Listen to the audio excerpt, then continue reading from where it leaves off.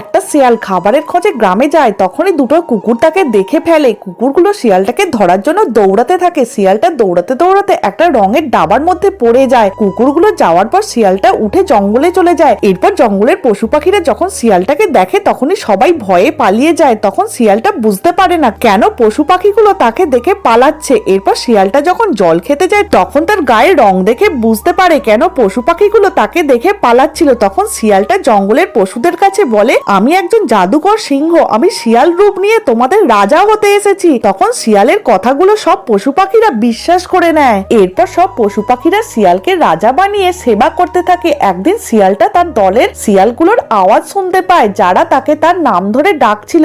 ওই আওয়াজ শুনে শিয়াল নিজেকে ধরে রাখতে পারে না। তখন জঙ্গলের পশু পাখিরা যা করলো সেটা দেখার আগে চ্যানেলটা সাবস্ক্রাইব করে ভিডিওটা লাইক করে দাও। পশু পাখিরা শিয়ালের চালাকি বুঝতে পারলে শিয়ালকে মেরে জঙ্গলের